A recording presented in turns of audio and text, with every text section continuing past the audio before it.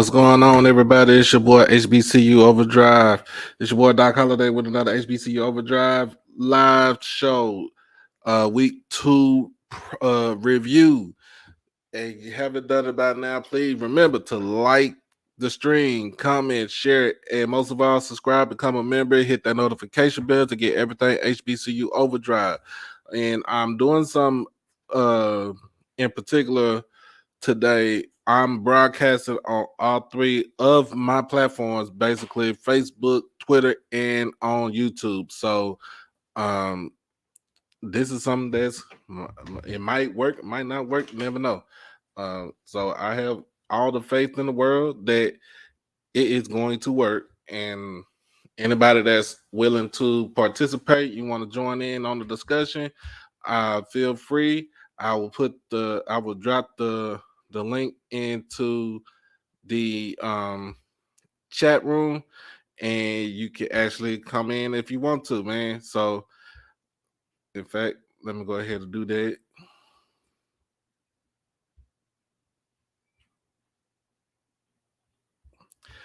Uh on that note, I think the game should be on ESPN 3. It should be on ESPN 3. I haven't seen it yet, but it should be on there. I can actually check on it right now. In fact, because I'm going to do the review, because I use my phone to look up all the scores and everything. Um, we can go ahead and try to get it to that. But let's see. How's everybody doing tonight? How's everybody evening going? Um, everybody doing good? Everybody copacetic, you know?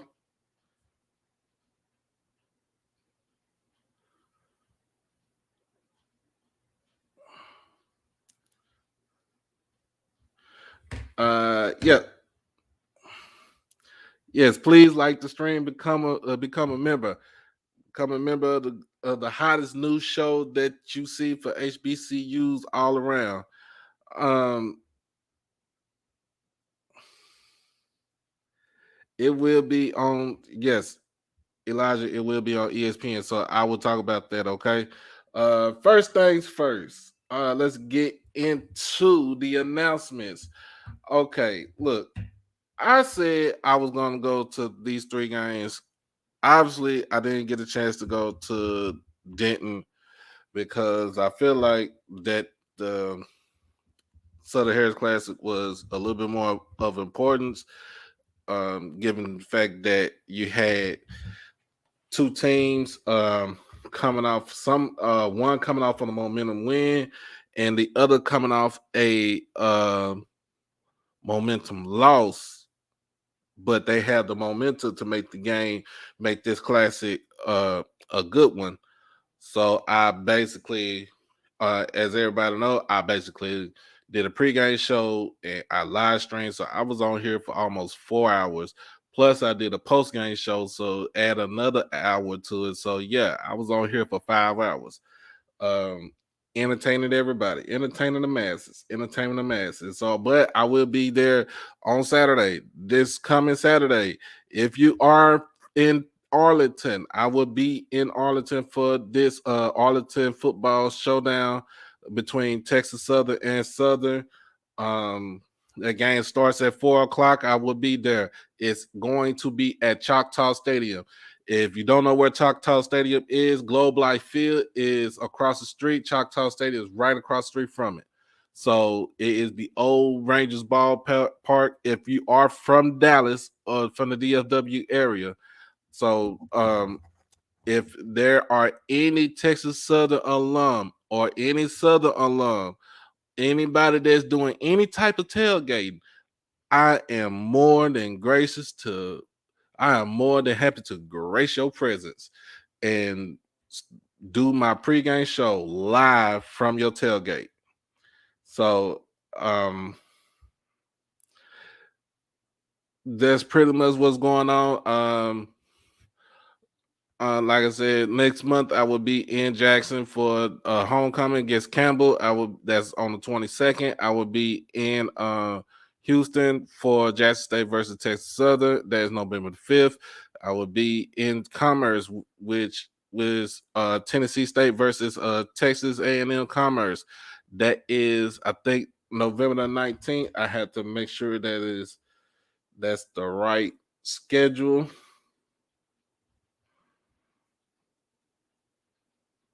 Yes, that is November the 19th. I will be in East Texas for Texas Southern, and not Texas Southern, but Tennessee State, Texas A&M Commerce. So I will be there. But let's get into the review, week 2 review.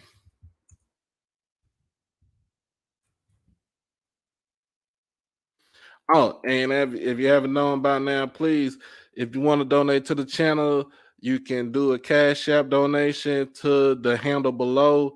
It is $holiday 1925. All right.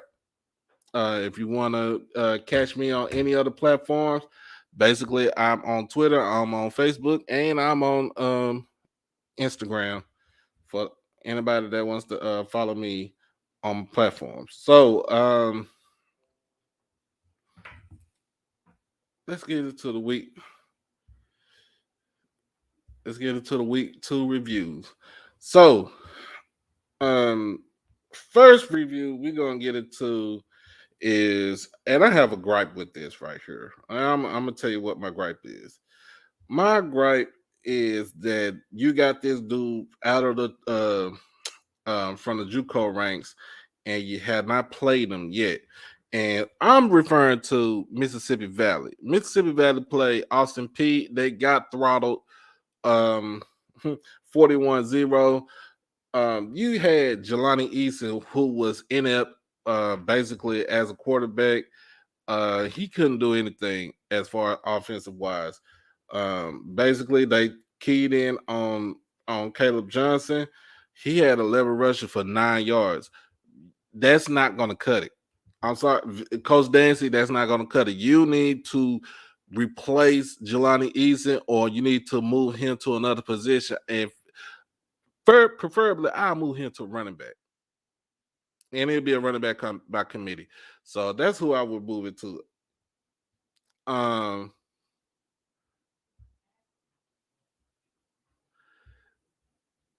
yeah, I'm live on that, but you good though. But as a team passing, man, you only passed for 8 for 31, 50 yards, 2 interceptions. Come on now. That is pedestrian number. That's more like Blake Bortles numbers if you really want to talk about it. Blaine Gabbert, whoever in the NFL that's slaw as hell. You need to get it together. You need to get it together. As a whole team, you only had 121 yards of total offense. That's not going to cut it. Coach Dancy, that's not going to cut it. So what you need to do, you need to cut Jelani Eason. Either have TJ Goodwin or Jamari Jones be your quarterback. You guys to. You guys too. It's a new regime. Come on. I mean, it's a new day. You gotta be able to have somebody that's capable of basically trying to do something with this team to offensively. And don't get me wrong, the defense is still gonna be the defense. The defense is always gonna be hard nosed and everything like that. But the defense only gonna take what the offense gives them. As just point blank. What's the other one? Let's go to North Dakota State versus North Carolina A&T. Hey, A&T, that was a good old drive up to Fargo. I'm sorry that you got beat by 40. Uh, Maybe like my guy David said, if this was 2019, then it'd have been a whole different story. It'd have been probably been a little bit more competitive if y'all had that team in 2019 and or either 2018 or 2017. It would have been more competitive. I would have been basically want to watch that game right there. But uh uh as I say, you didn't get it done. Uh Jaeger, I don't know about Jaeger. You basically trotted out whew, let's see, Fowler. So Fowler played, he was in at um 10 and 14 for 45 yards. You only averaged less than, yeah, 3 yards per pass attempt. Come on now. Come on. Come on. You got to have better representation. And yeah, I see you. I hear you, Aaron. Like he was in all the camp videos and everything like that. But you got to be able to do something. You have to do something. I, if I'm Coach Keaton, if I'm Coach Ken Evans, and I'm Coach Nancy, you got to figure out what's up with your quarterback play because like I said, Eason is not. He's not the fit for you. Remember, come in if you come in, like the stream, become a member of the channel. You know what I'm saying? The more the bring we come in with all love and everything, all love and all respect and all humility. Point blank. Uh, let's see what we got. We got a Norfolk State versus James Madison. James Madison beat Norfolk State 63-7. On to the next. Y'all should not have played that game. Alabama State versus UCLA 45-7. UCLA with the win. Hey, Alabama State, like I said, get your money and come home healthy. That's all you needed to do. Go out there, play the game. Hey, you seen the sights and the sounds of the Rose Bowl. You went to Pasadena. You was in LA. You was in La La Land. You seen the Hollywood sign. You seen all that stuff. Play the game. Okay. Everybody didn't come out hurt. Everybody came out healthy. You got your money. Back to Montgomery. That's it and that's all. So that's one thing that y'all did that was correct. Do not risk do not risk the loss of having players get hurt, be out for long periods of time because you need them, especially for swag play. I'm gonna get off of swag play. I'm gonna give a hand to Incarnate Word going over to Nevada and Reno and putting a 55-piece 55-piece chicken wings on Nevada, 55-41. They had over 600 yards total offense. And I'm gonna get back to Incarnate Word in a minute because that's gonna tie into my next school, which is, let me see. I'm put the X on whack.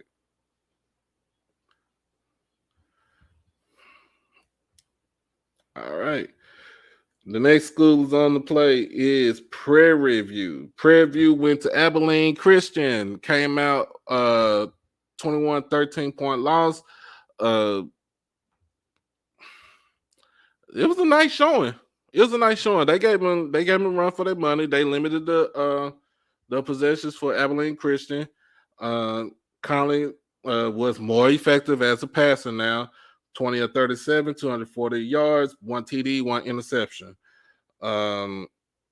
But Abilene Christian did key in on the run. So they basically made Conley pass the ball. They forced him to be a passer than to be a runner. So that, I mean, and remember, Prairie View still has a stingy defense. So the defense is still ran by Bubba McDowell. So I don't see anything wrong with the defense. It was just basically the offense needed to step up. You're gonna be a running team, you could be a running team, but you still gotta be able to throw the ball. You got to be able to throw the ball whenever you get into those passing downs, the money downs. That's what I would like to call it. We got Alcorn versus Tulane, 52-0, Tulane with the win. Alcorn went down there, get your money. You ain't had to stay in no hotel or nothing like that. You just left for the day of the game, went down there, got your money. You back on the reservation, get ready for the next opponent. All right. Aaron Allen, you got to fix you got to fix yourself up. You got to get those stats back up. Albany State versus FAMU. FAMU comes out 23-13 with the win. First win of the season, albeit against a D2 school. Even though that's more like of a rival game right there with them, it was still a D2 school. Let me get to these stats, see what Musa did. Jeremy Musa, 16, 29, 230, 1 TD and 1 interception. Efficient. It was efficient right there in the running game. The running game, they ran as a team, they ran 40 carries, 165 yards, and 1 TD. As a team, that's pretty much efficient. That's something that you need to be in that range in order for you to win games. You got to be able to be efficient on the offense, and your defense held up. I don't like the fact that y'all still run a 4-man front with no type of blitz package or nothing. That's crazy to me. So it's something that y'all need to work on. South Carolina State versus Bethune, 33-9. South Carolina State with the win. Jalen Jones, he did look good against Miami, and now you play against a formidable opponent, and he looks like hot garbage. When I say hot garbage, he looked like hot garbage. 8 for 23, 127 yards, 2 interceptions, no TDs. Hey, you need to get that up, my boy. What's going on, Mr. Campbell? What's going on, man? What's going on? It was yes, like you said, you HBCU Band Talk, you did provide us with some sort of recap as far as what was going on with them, and it was close all of probably up until like the third or fourth quarter, if I'm not mistaken, and South Carolina State went on a run, and they came out with the dub. Corey Fields still need to be more efficient. 6 to 16, 141 yards and 1 TD.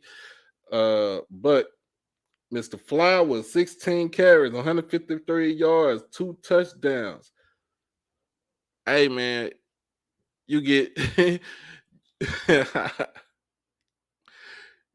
you get the big guy award. You get the big dog award. All right, that's you, Mr. Flowers. Get your big dog award. That's a nice performance that you did right there. That you had. So the next game we're going to is the Battle of Shreveport, Northwestern State versus Grambling. This game was played in Shreveport as a classic. It's basically a Southland versus SWAC type deal, challenge, whatever you want to call it. Grambling comes out with the win, 47-21. I think they found their quarterback for this season in Quaterius Hawkins. So, his stats was 13 to 23, 293, 3 touchdowns, 0 interceptions. That is a nice stat. That's a nice stat. I give that to you. And as a team, they rushed for 145 yards. So basically, they was efficient. That was the efficient offense. And defense held their own. We already know defense is gonna hold their own. Maurice Washington, 5 carries, 95 yards, and I think he had a touchdown also. So if I'm not mistaken, so that 2 touchdowns. Oh yeah. So that's good efficient running right there. That's basically a balanced offense. So that's something that you would want to have right there, Grambling. So that would tie into the next game, which would be, I would talk about that last.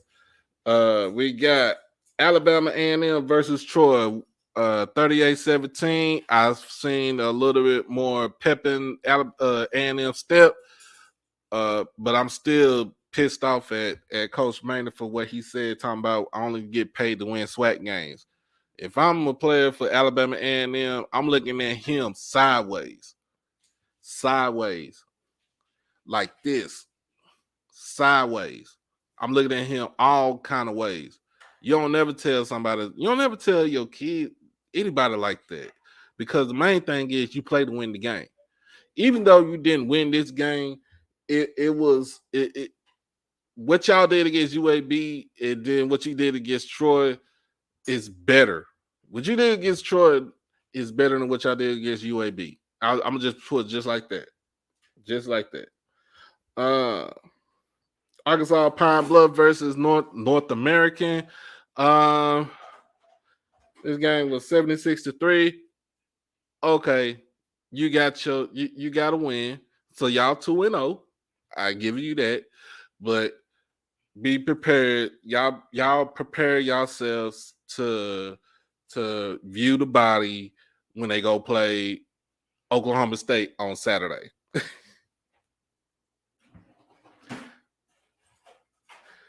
Another day, another dollar. That's all it is.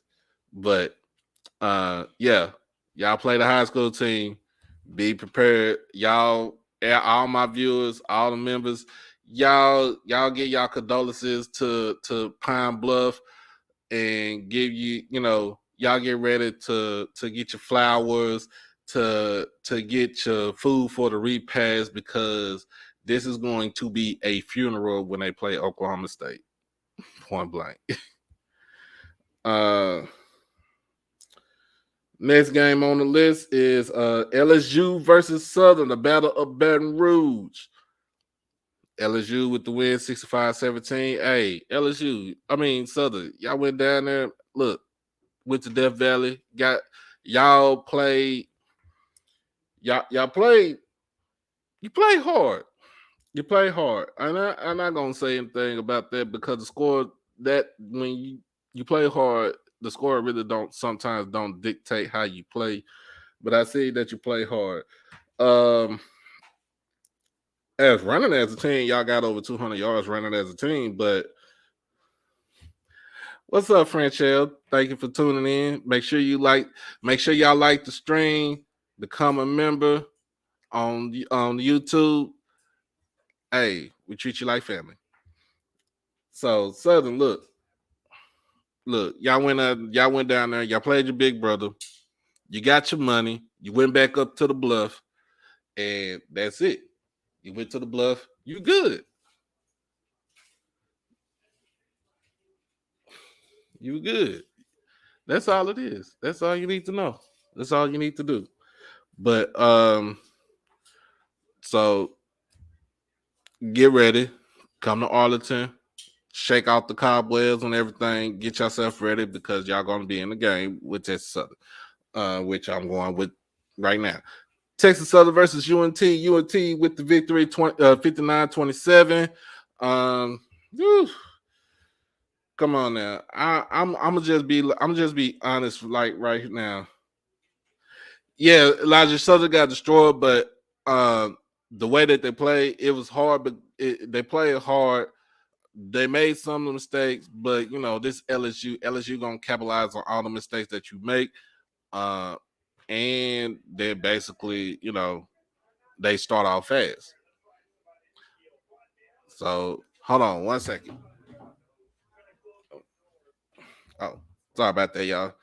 But Texas Southern, man, I'm gonna say it like this: Andrew Body had a phenomenal passing game, 19 of 29, 239, one touchdown, no interceptions. So he was efficient. They ran the ball 219 yards as a team. Ladarius Owens with 10 for 94 on the touchdown. Hey, I'm gonna be honest with y'all. Texas Southern, y'all got to stop that. If you're gonna run an offense like that,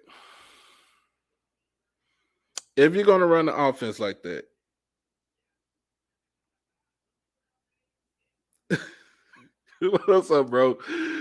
If you're gonna run an offense like that, bro, look at the tape of Oregon when they had Mariota, when they had Darren Thomas, even a Justin Herbert. Um, who else I could think of that fits that bill? Dennis Dixon. That's one that looks just like that because Dennis Dixon, that Oregon team with Dennis Dixon reminds me of the Texas Southern team with Andrew Body. Same build. They both kind of, slim as in stature, but uh, they can throw the ball and they can run it and they're fast. So I'm looking at it like, okay, you got to mix that run with that pass, man, because if not, everybody's gonna tee off on y'all. They're gonna tee off on you, and Southern's basically looking at what happened with them last season when they played y'all, and they're gonna make the defensive adjustments. Hopefully that Jason Dumas comes back for this game, but they're gonna make that defensive adjustment and they're gonna try to key in on that run. So get your passing game up, get it correct. Go back, like I said, Coach McKinney, you need to tell your offensive coordinator he need to go to offensive coordinator school or something. Go look at Oregon, like I said, from those years, Dennis Dixon or Darren Thomas, Willie Michael James, and all of them. You got to. That offense that you have should not be just scoring 27 points a game. The offense that you have should not be scoring 27 points a game. And I put that on everything. I put that on Mary Had a Little Lamb. And I mean, yeah. Hey, Lowe's, it is FBS school and it is North Texas. But it's still the fact that the offense is predictable. You know what I'm saying? You know when they're gonna run. You know when they're gonna run the ball. It's so predictable. And if you at the game on Saturday, if you come to the game on Saturday, man, look, hey, we need to meet up. I'm gonna be there. Like I said, I'm gonna be there Saturday. As soon as I get off of work, and we'll hook up if you're gonna be at the game on Saturday. But like I said, they kind of need to look at those Oregon teams with LaMichael James and Little Black Mamba, all of those do, that team right there. They just kind of look at that team as far as offensive wise, and then defensive wise, man, and it's something what Scotty said. That 3-3-5 defense is terrible. It's a joke. So you need to go to a 4-2-5 or you need to go to a 3-4. I'd rather for you go to a 4-2-5. That means because that basically means that you can put somebody in the box as an extra linebacker, have one of your linebackers blitz, have some sort of exotic blitz package to basically throw out the other offense. Hey, you got to do something. You have to do something. Hey, just come in. If you come in like the stream, make sure you become a member to the channel. And if they came out on the 4-2-5, I don't know. To me, I feel like they got to fix it. They still got to fix it. That's the next game on here. Okay, last game is the Southern Heritage Classic, which basically might be Jackson State's last time going to Memphis to play Tennessee State. Whew. I'm gonna give you my takeaways. I'm gonna give you my takeaways. I'm gonna give my takeaways of the game. I'm gonna give you my takeaways of this game. So, I'm gonna be honest with you. Sylveon Wilkinson came to ball. He came to play. He came to play on Saturday night.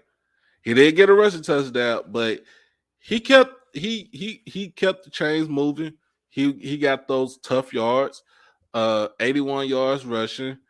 I think he had like either 4.5 yards per carry. And I'm gonna get to that, Mr. Campbell. I'm gonna get to that. So basically, they need, Sylveon came to play. The defense wise, oh my god, defense wise, they look like the two. They look like the 2001 version of the Miami defense. And what I mean by that, like everybody's just flying around on the field, making tackles, making plays. It don't matter if it's a fumble. It don't matter if it's an interception. They are flying around relentless with no regards to life. Total being the aggressor. Oh my God, that defense is top notch. I give it to Dennis Thurman, Coach Weeks, and Coach Zimmer for being the defensive analyst. You know what I'm saying? Like, I give it to him. To hold a team like Tennessee State to 3 points, 3 points, 3 points, to hold in to 3 points, and to limit their running back to only like 40. Well, I think we had like 40 or 50 yards for the game. You bottled up Draylen Allen. He only threw for 141 yards. As a whole team, they only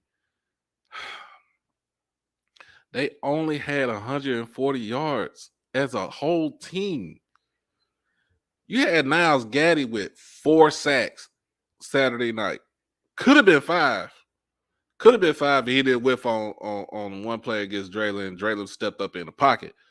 But he had 4 sacks, 6 tackles, 4 sacks.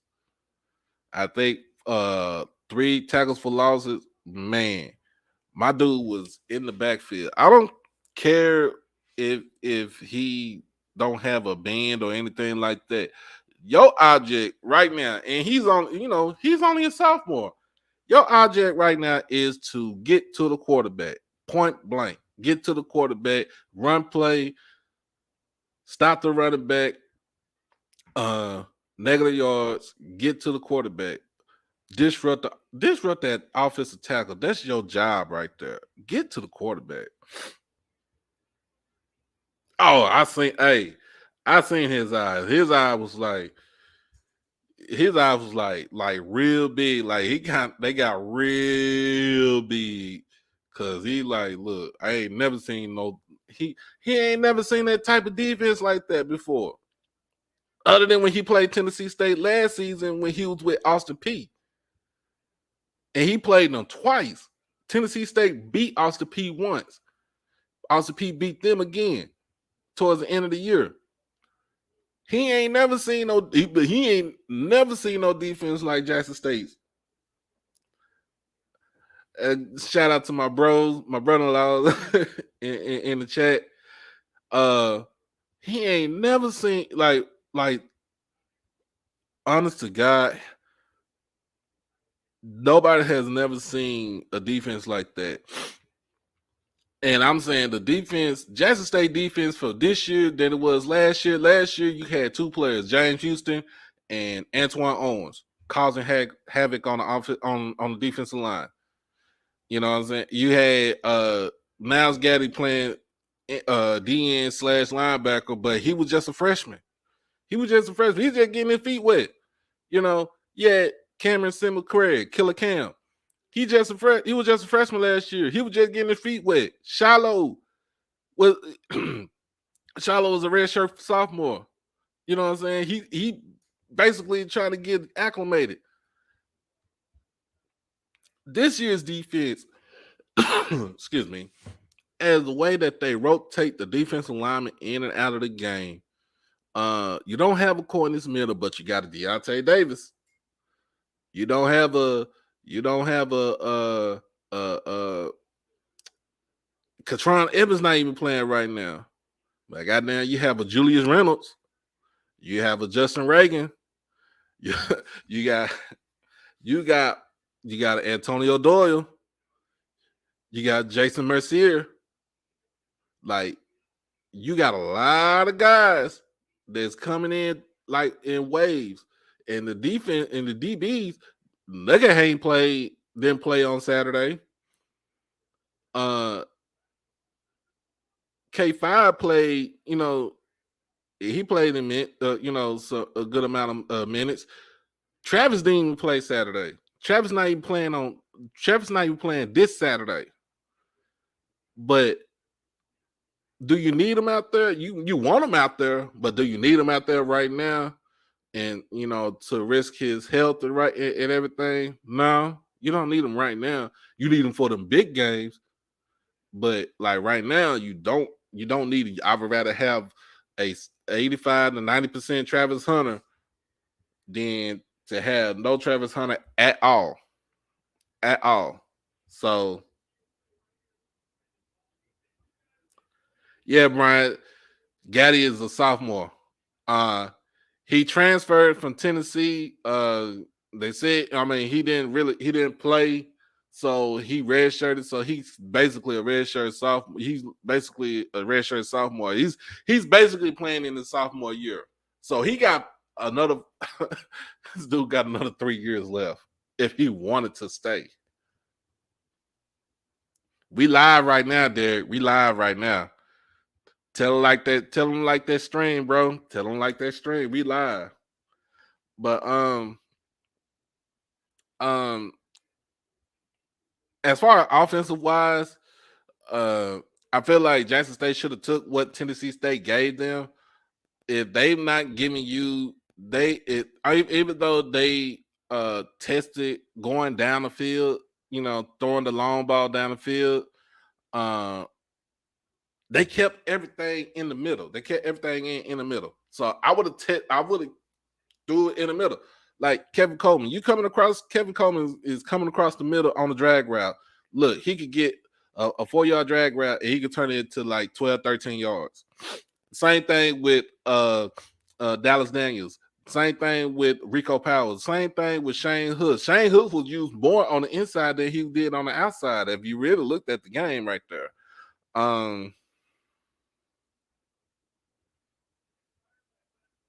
Yeah, we got the guard from USC, and he's basically added to basically bolster the offensive line. Only thing about him is he has to lose some of that weight to be more agile. Because 380, man, that's a lot of weight to pack it on your body like that.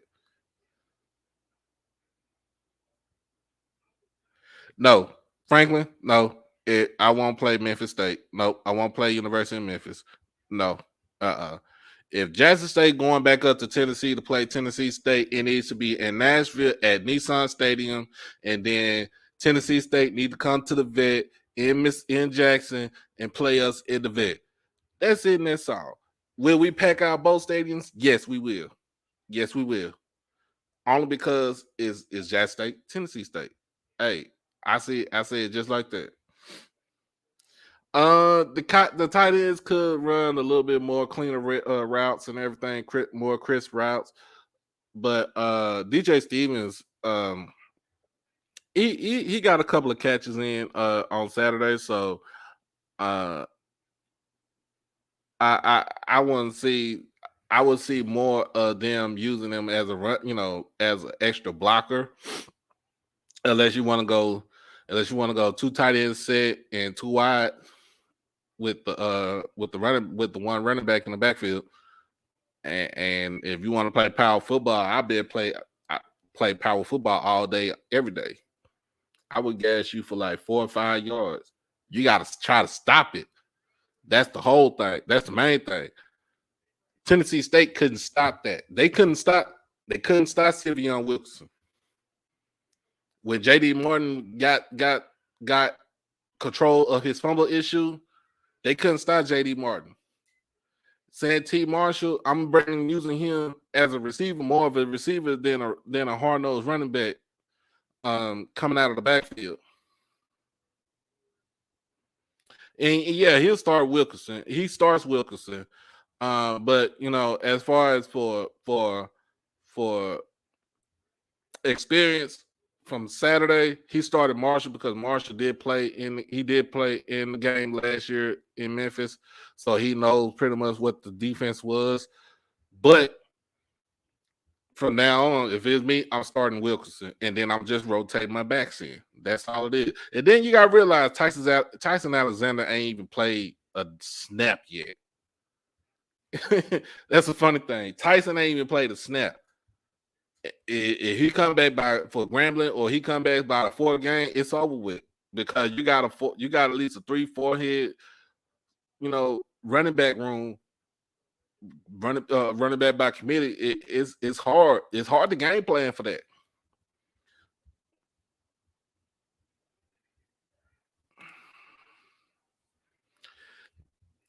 So Shiloh practice today. They did say he will come back by the Grambling game. It doesn't. It all depends on how he practices. Remember, Prime wants you the way you practice. It dictates if you're gonna get in the game or not. The way you practice, if you're gonna play Saturday, especially, and then if it's a road game, the way you practice it determines you're gonna even get in on the bus or on the plane to go to where they need to go.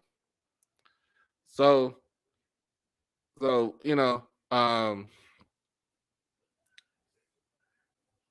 was all good. Special teams came out strong. Alejandro Mata, he was the MVP. He was the MVP for the classic. Kicked 3 field goals, had an extra point, so he had 10 points all together by himself. One of those field goals was blocked because it was a missed assignment it was a missed block assignment. But other than that, he was automatic. Like I said, it's a godsend that it wasn't like shanked or pulled to the left or pulled to the right. It's a great sight to see.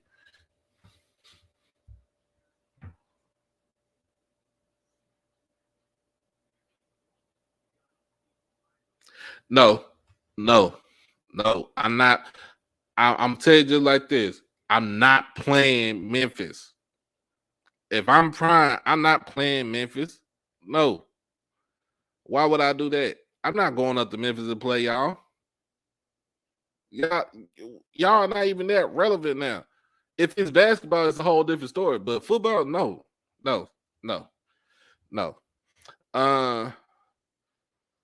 So the other take I want to get from this game is Southern Heritage Classic and the promoters. And I know I said my gripe on Saturday night on the post game show, but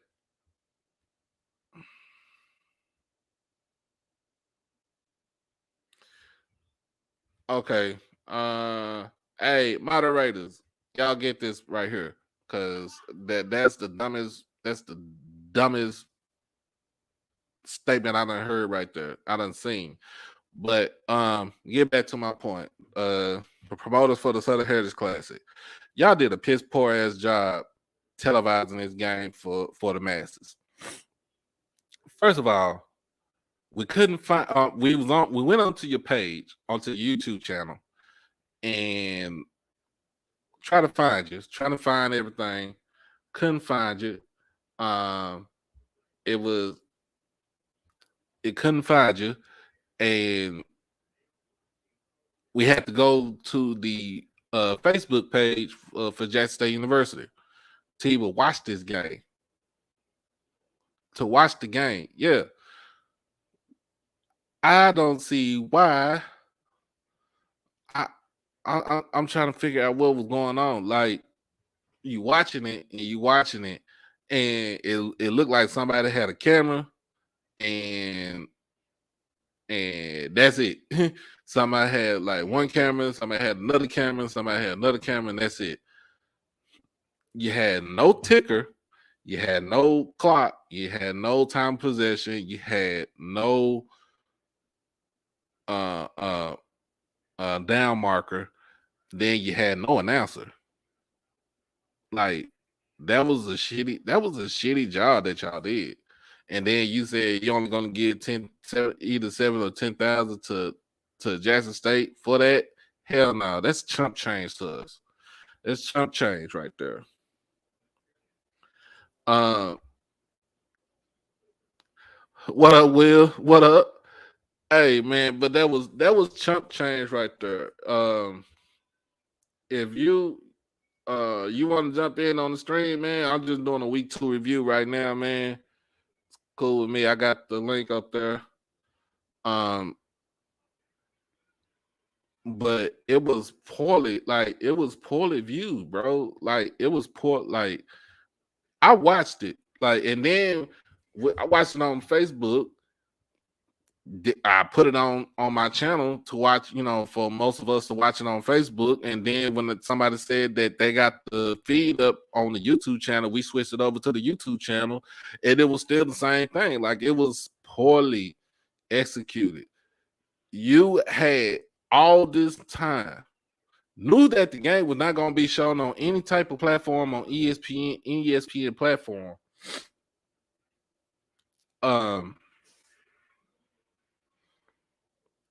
Yeah, no scoreboard, no nothing.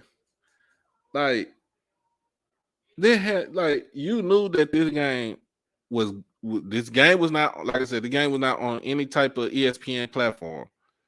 It wasn't on BT, wasn't on NBC, CBS, Fox. It wasn't on anything.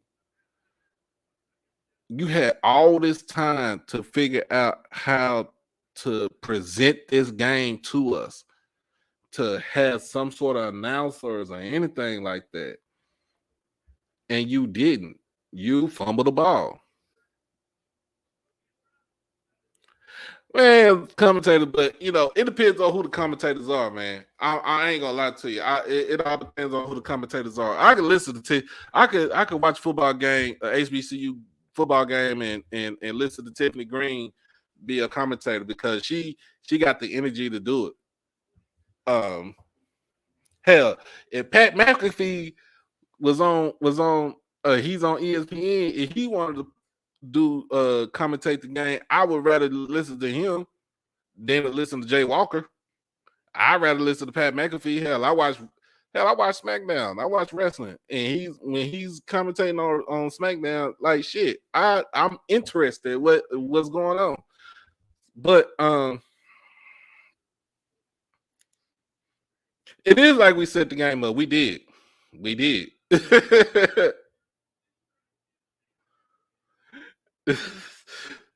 Hold on now. I like this right here.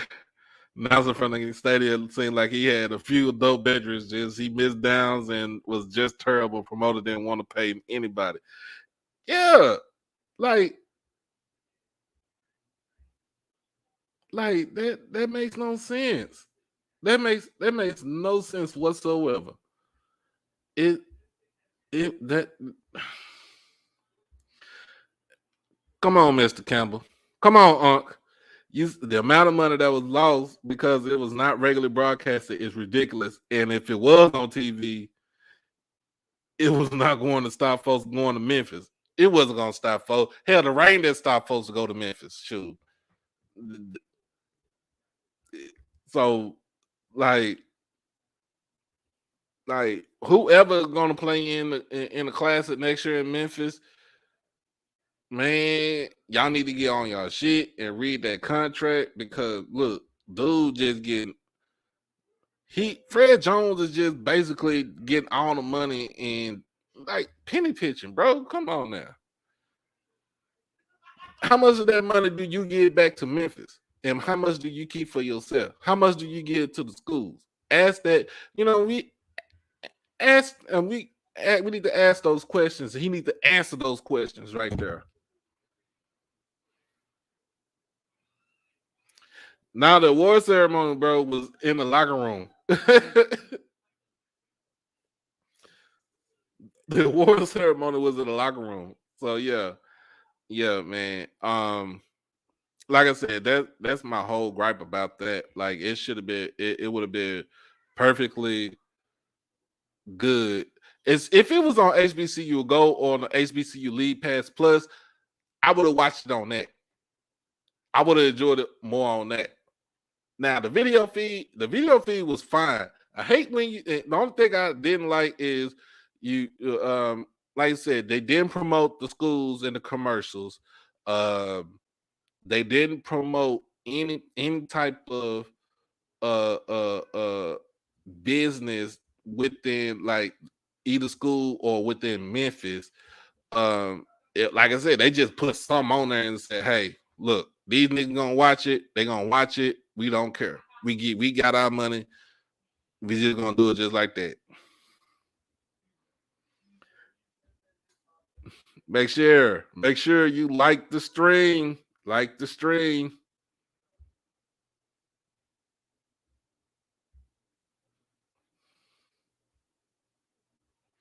Yeah, Elijah, they are with our schools with that contract. And my whole thing is my whole thing is he knows what he doing. Like he knows what he's doing. Like he knows that he's whipping out these schools with these contracts. Like it makes no sense. Like you got to know it. And then we're gonna get into what Prime said yesterday. It's basically you got to know your work. You know your work, man. You're not gonna sign no deal that you're not gonna consider that's gonna be considered lucrative for you, but you gonna put money in his pocket. Nah.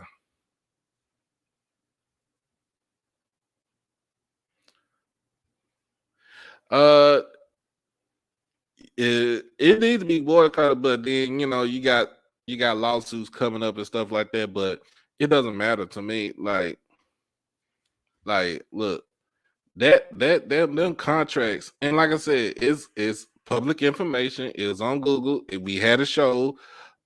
Scotty had a show about that, and we broke it down. Like it's terrible. Their contract is terrible. Um.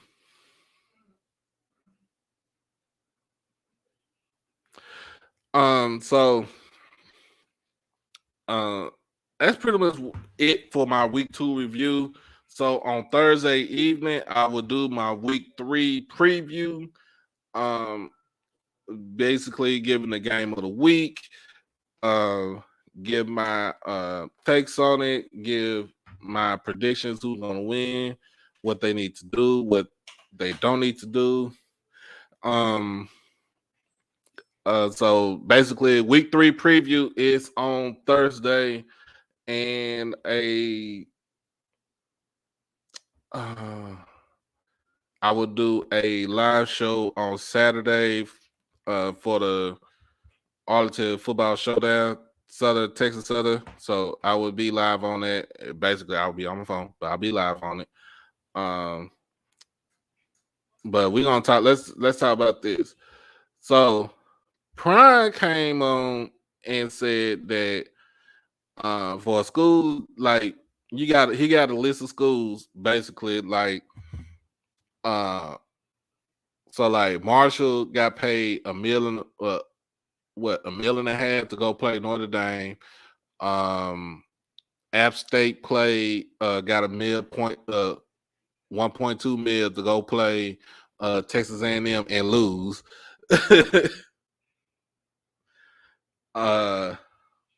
So but the most I think the most HBCU had got paid was I think it was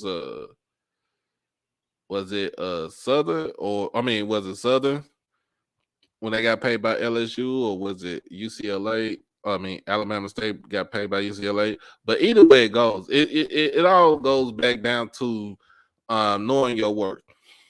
Remember, if you're taking for like Alabama State, if you took a $450 payday, $450,000 payday, you took probably about at least what 300,000 of that to get on a plane, to get the bus, to get the hotel and everything, to play the game in LA. So what did you go back home with? Probably 100,000. That makes no sense. Southern just went down the street to LSU. I mean, they really didn't have to do anything. They just got the buses down there. Shoot, they could have put everybody in the cars and went down to Death Valley. Okay, so they got paid $750,000. So look, Southern got paid. They got paid buku money as for HBCU. All they got to do is take probably about $100,000 out for the buses and stuff, and the rest of it goes right to them. It goes to them. So like literally, man, we need to.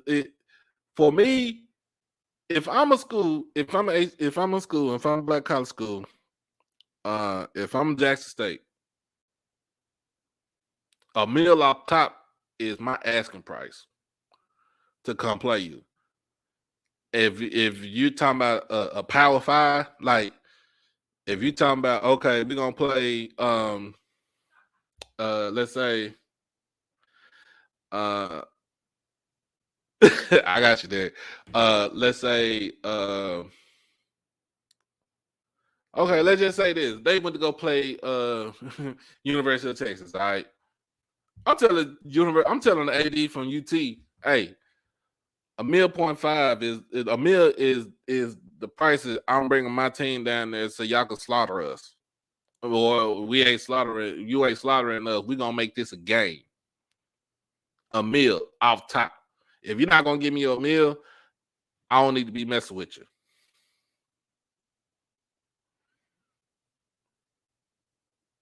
I mean, a meal is a minimum. It is the minimum. Cause look, you gotta realize, look, them plane tickets and the buses going to the stadium and in the hotel room, especially if it's on the West Coast or up north, they is not cheap at all. They is not cheap at all.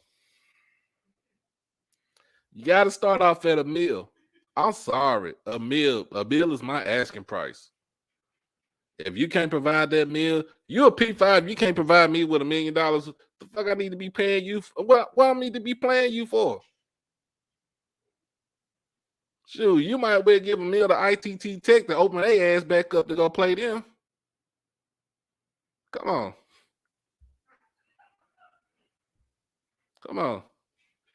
So, I mean, you got to know your worth. You got to know your worth. You got a brand. Your brand, you stand by your brand. It's like what Frank Lucas said in American Gangster. I stand by my brand. I guarantee it. You know your brand is on the popping. A meal is the minimum.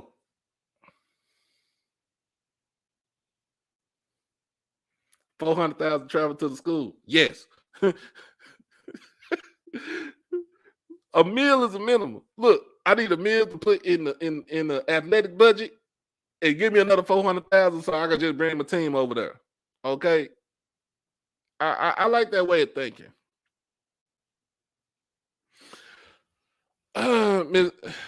Mama Body, we started playing these money games because our athletic budgets were not up to par.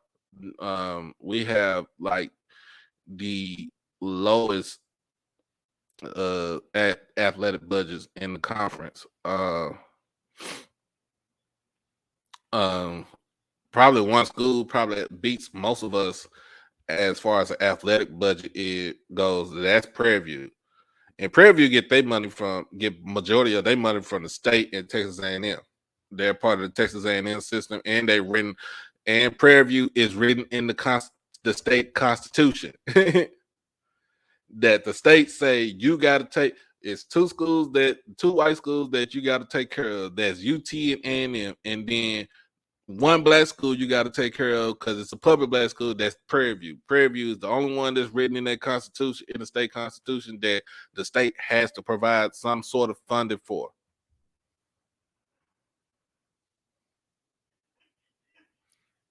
Yeah, I was saying. What I'm saying, what we saying is, give us a meal off top to we can put in our athletic budget. 500,000. So you just we could go on and bring y'all. We could bring us over there. We bring the band and all that, all the pump and circumstance and the first festivities to your school, and we gonna play a game. That's it. And that's it. That's all you need to do. But like I said, a meal off top, that's what I'm asking for. That's what I'm asking for. A meal off top. But you got, your brand is strong. You stand by your brand. You know what I'm saying? You know your worth. Hey, you one that's you the one that's negotiating. And if they don't want to budge, oh well. They don't want no free. They didn't want to play. You know what I'm saying? They give us these 400,000, 500,000 payouts to us for sympathy or some shit like that. A meal plus to bring my damn band and the cheerleaders and everybody else with me. And if I want a fan bus, I'm gonna bring a fan bus too. A meal 0.5.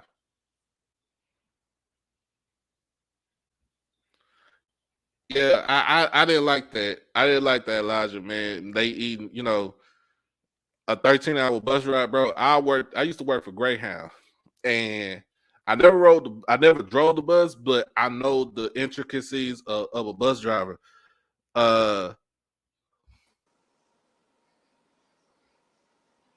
What's going on? How you doing? All right. So what's your take on it, man? My take on it is this.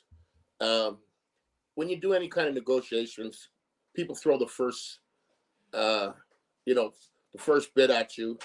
And, a lot of times the problem with us is that we accept it,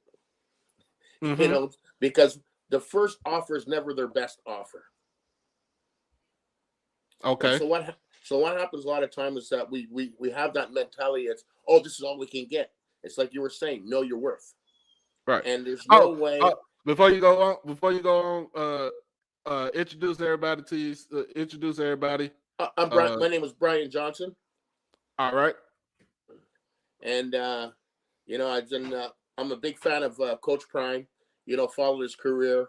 I wasn't really much into HBCU, the space, until he got on the scene, and I just enjoying what he's doing for the culture and improving not only the notoriety that he's brought, just the exposure that he's bringing, but unfortunately, you have some that have that Django mentality where they want to pull it back instead of uniting together, and and even though you have different opinions, not everybody has to say everything positive about certain things that he's doing, but you don't have to say this, in my opinion, you don't have to say it in such a light and it's disrespectful. It's just like I heard one of the podcasters, instead of calling Coach Prime that he deserves that moniker, he's calling him Dion. But I remember when that same person did an interview with Coach Prime last year, he was just like a kid in the candy store, and he was all giddy. But all of a sudden, that he's got a platform, his stick is to be negative against Coach Prime and JSU and so on and so forth, trying to be the Howard Stern or the Skip Bayless against LeBron kind of route that he's doing. But forget about him right now. The thing is that I just like to see that the HBCUs start getting their recognition, and even like you have on First Take, where they have HBCUs Friday. They mention a little thing about it, but they don't magnify a player. They don't spotlight a certain player or certain schools. They might talk just maybe 30 seconds and that's it. So in my opinion, you can't have HBCUs Friday and not talk about it to get a little more validity in it.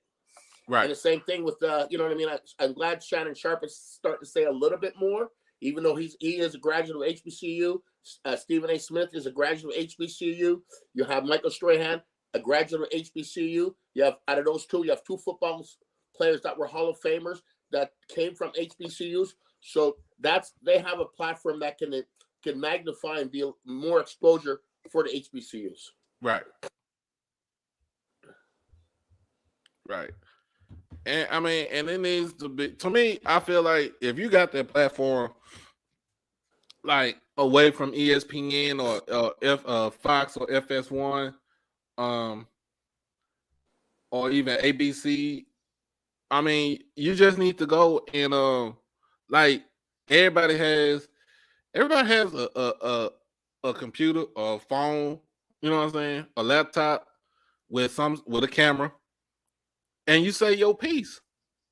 You know what I'm saying? You say your piece.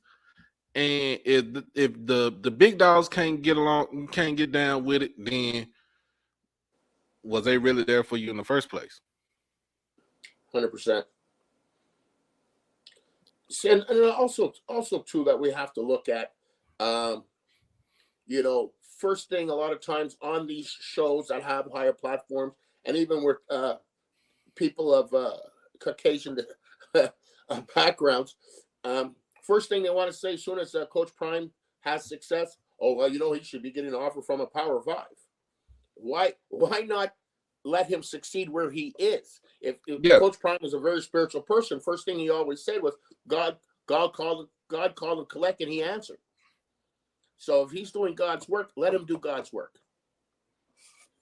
yeah. So that's something I don't like either. So like it's like the first win they got this season against Fam.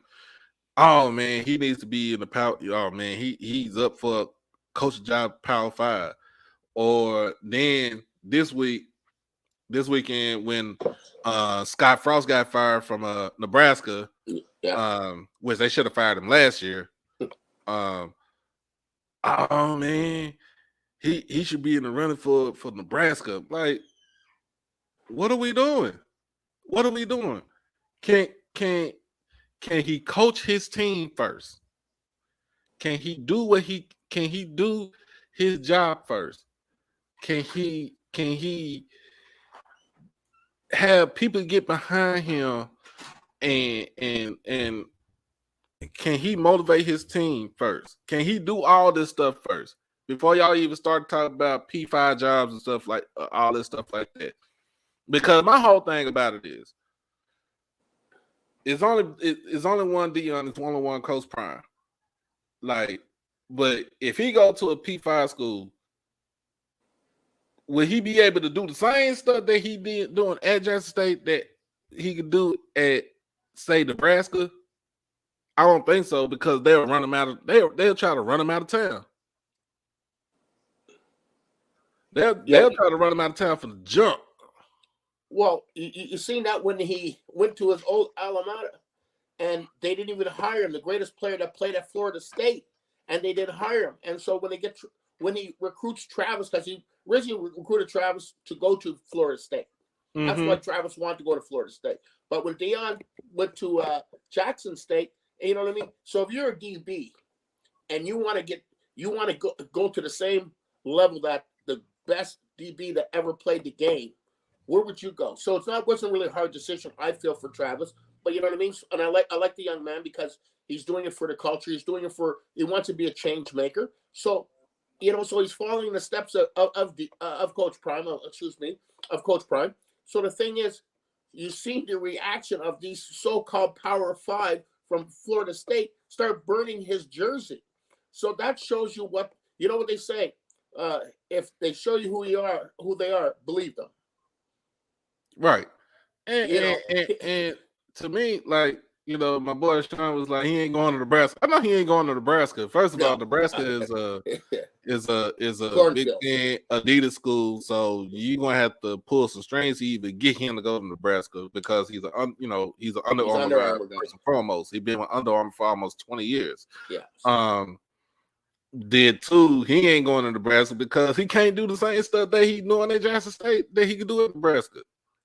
His legacy will always be bigger at Jackson State than it will be anywhere that he goes. Right. You know what I mean? His imprint will be bigger. Everything that he's doing is bigger. Yeah, you know what I mean? You're just seeing the changes from the new practice field to the new locker room facility to the new media facility. Dion's a marketing genius, but he's also a man of God that understands what his calling is. And you know what, you're going to see improvements. I think, obviously as young as his youngest child or his daughters are on the basketball team. She's a freshman, so I don't think he's going to leave before that. If he leaves, what's Yeah. 54, 55 years of age? 54. 54. So you know what? So if he wants to coach up to 60, that's doable. You know what I mean? After that, you never know what can happen from after that. But in the interim, I think that you're going to see the facilities obviously better. First thing he says he mentions when he talked to parents, what the kid's going to eat and where they're going to lay their head. Yep. That's the most important thing. You know what I mean? As a parent, the first thing when my son was playing sports, you know what I mean? He played hockey. I'm from Canada, by the way. And, okay. And he played hockey. So when he left home at 16 years old, the first thing that me and my wife wanted to make sure how he's going to get fed, and where was he staying, and as far as billets, as they call them up here, the lodging. So yeah, I can understand that, and I think the next big step, hopefully for Jackson State, is getting an indoor practice facility. I think that would be absolutely crucial for them. Yeah, and I understand where you're coming from, because he is a father first. I mean, y'all realize he's a father first, coach second. So he got all three of his kids in school, and so he kind of sees he kind of sees the ins and outs of like refund checks being laid, financial aid not going through, debt, the housing. He kind of sees all that now. He's basically ingrained. Not say ingrained, but he's more. He's inept to it. He's definitely inept to it. And he's inept to it. So now that's the reason why he came out with all the, where he like, hey, you got to do better. Schools, all the HBCU schools have to do better when it comes to stuff like this. Even when it came down to the when FAMU with the compliance, he's like, look, y'all got to do better. Like, we entrusting y'all with these kids. You have to do better. If you knew as an advisor that you giving this guy a class that he ain't supposed to be taking, that's not on his graduation plan, you need to tell him, like, hey, this is not towards your graduation plan. Even though it's going to keep you eligible, it's not towards your graduation plan. Do you want to take it or not? And if the kids say, yes, I want to take it, that's on him. If the kids say, no, I don't want to take it, give me the one that's on my graduation plan, then you need, as an advisor, you need to do what you need to do what he says, because his tuition is paying part of your salary. Kind of, you know what I'm saying? Kind of go hand in hand. See, and the thing is, you see, when Deion Sanders came on the scene, and now was Coach Prime, and a lot of people couldn't accept change because I guess in a lot of people's minds in the HBCU atmosphere, saying this is an outsider. But if you know, Deion graduated from HBCU. Yeah, he graduated from Talladega. That's right. So the thing is, but Deion speaks on things. A lot of, I don't know what the culture was before. You would know, obviously, Doc, better than I do. But it seemed like a lot of people were content, and they were stagnant and not moving the bar or making a change, because change is uncomfortable for a lot of people. And so what happens when Deion comes in and he starts mentioning about this is not right, that's not right, this is not right, this should be better, this could be better, it ruffled a lot of people's feathers. Yeah. You have the coach member says, well, we can get 4 stars and 5 stars, and you know what I mean, being very sarcastic and disrespectful, but when Deion was hurt, he asked for a scooter. That wasn't called for, but you know what? And we gave him a scooter. We gave him a scooter after we beat him by 46. Now he's got a scooter. You know what I mean? Now he's got a scooter. So you know what? You get what you ask for. And right. And Coach Prime, what he's doing, he's not just doing it for Jackson State. He's doing it for the whole HBCU, for the HBCUs. And this is the point that some of them I don't think is comprehending. Comprehending is that I'm not doing it for my school. I'm doing it for all of HBCUs. He said, I want a level playing field for everybody. What's wrong with that? What's wrong with that? Anything wrong with that? But I like your insight, though. We maybe need to. I may need to bring you back on the show. Sometimes down the line. No worries, my pleasure. All right, you have a good one, man.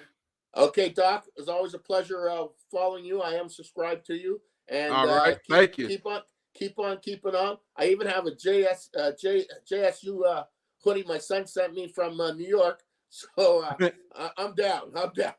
All right. Thank you, man. All right. Thank you, my brother. God bless. You too. So, I mean, well, it's basically like I said, you got to know, I mean, all in all, you have to know your worth. And you got to realize too, and I'm going to be honest with you. I'm going to tell y'all what happened with Prime. Prime wanted to help the kids in the inner city, and he did it. He wanted to do it educational wise and athletic wise. So that's the reason why he came up with Prime Prep Academy. This is in Dallas. He had one in Dallas. He had one in Fort Worth.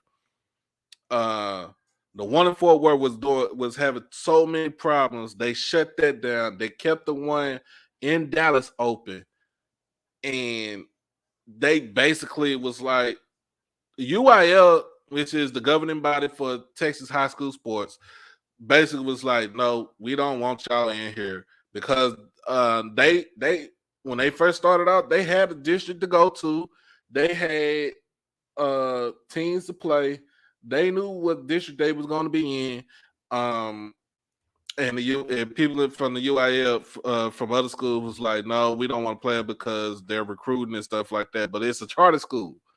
So it's a charter school. So what can you do? I mean, they can do whatever they want. They can pull the kids from anywhere. So they feel like it was going to be somewhat like a St. John Bosco type deal. And they, that's what happened. And I'll tell you this, my cousins, both of them went to Cedar Hill. Coach McGuire was giving both of them a real hard time. By the fourth game, my uncle with their dad pulled them out of Cedar Hill. They played Skyline that night, pulled them out of Cedar Hill. That Monday, they over at Prime Prep. Then that Friday, they both playing in the game. And both of them, they saw the, the disadvantages and stuff like that, what people went through, what they were going through. Basically, that the year that they went to play, and that was the last year that they played Prime Prep football, Prime Prep, which was 2014, 2015. They basically went on like a barnstorming schedule, like a renegade schedule, and basically they beat everybody in their path. They beat everybody in their path. And I think Shiloh was on it, if I'm not mistaken. Shiloh was on the team. Shadur was in middle school, if I'm not mistaken, also. And Shalimar was in elementary. But get back to it, they dominated that whole schedule. Like my cousin first game, the oldest cousin, his first game, he had 8 tackles and 4 sacks. And Prime, he told him like he gonna beat somebody. Told his brother he was gonna beat somebody. Told all them kids that they're gonna beat somebody, either in football or something else in life.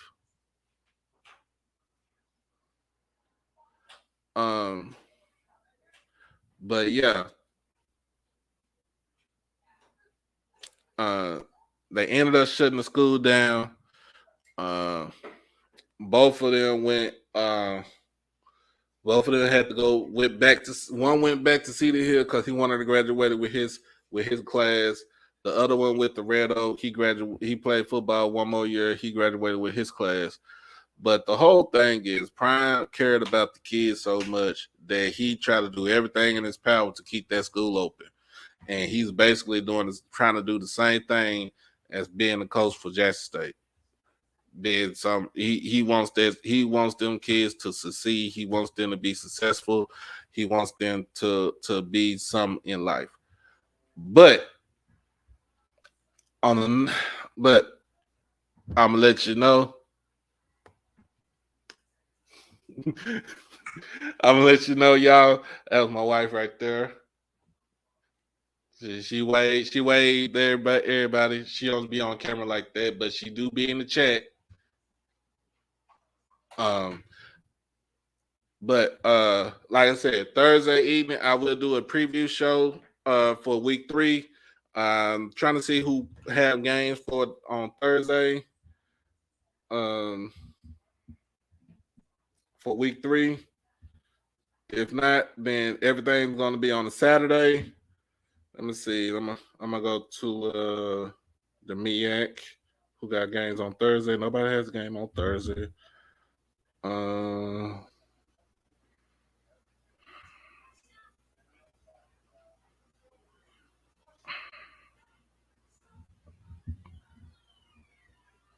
Boy, you super late. You gotta go back and watch the rest of the stream, man.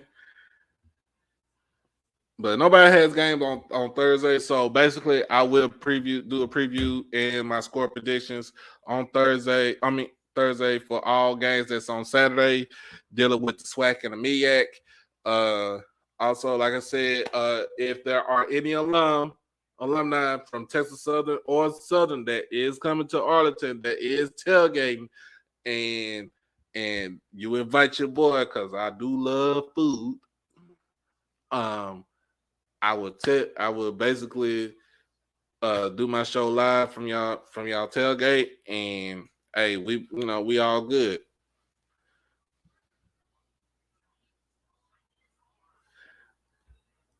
I don't know, Q, man. It all depends. I don't think he wants to do all that. I think he just want to be a coach and be a dad, and that's it. But it's not a bad idea though. But I'll let everybody go. I am hungry because I did cook dinner and I haven't ate yet. But until then, this is the HBCU OverDrive, where HBCU matters. I'm your boy Doc Holliday. And again, you will see me on Thursday evening at this same time, 7:30 p.m. on all 3 platforms, Facebook, Twitter, and YouTube. But again, y'all have a good one.